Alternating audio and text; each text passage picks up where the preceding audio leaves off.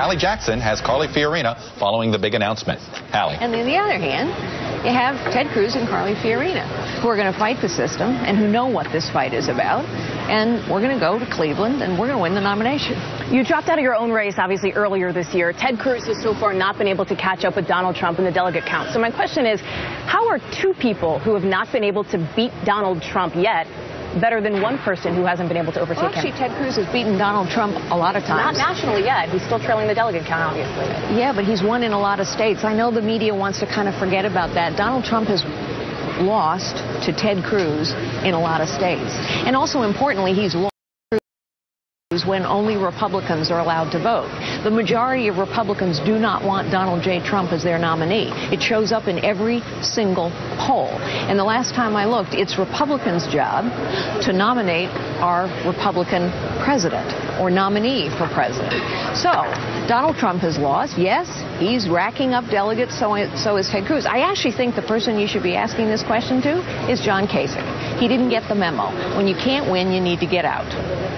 Do you see your role? I hear you talk about Kasich. We heard you talk about Hillary Clinton, Don Troll. Are you the attack dog for Ted Cruz here? Oh, for heaven's sakes. You have followed me on the campaign trail, and you have known for maybe 15 months now. I've been pretty clear in my criticisms of Hillary Clinton. Yes, she's traveled hundreds of thousands of miles around the globe, so have I.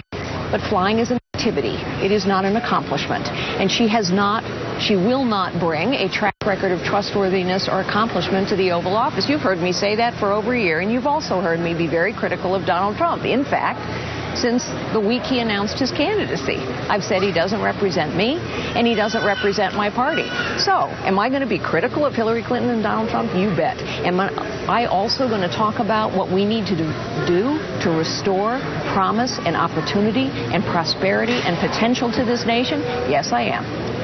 One of the things I've heard you say on the campaign trail just a couple of months ago is that Ted Cruz is like any other politician. He says what he has to get elected. Today, you said he is who he says he is. So were you wrong in January when you were that critical of Senator Cruz? Yeah, and that's why I voted for him in the voting booth.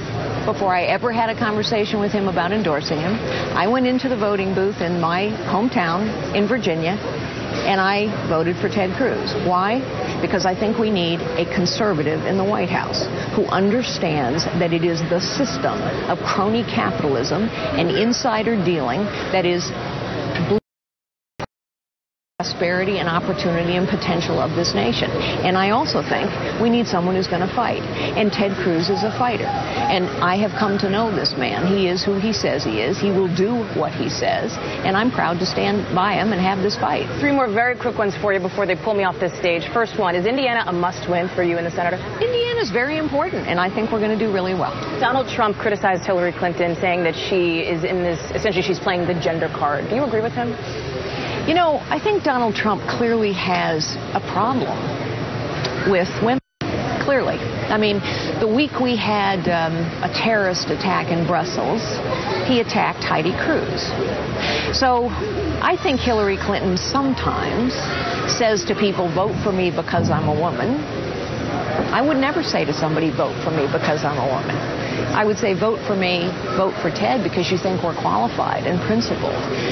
I'm offended, frankly, when Democrats talk about women's issues, because we're the majority of the nation, and every issue that faces this nation is a woman's issue. You know, your singing moment went viral a little bit. Got a lot of buzz on Twitter. Well, that's interesting.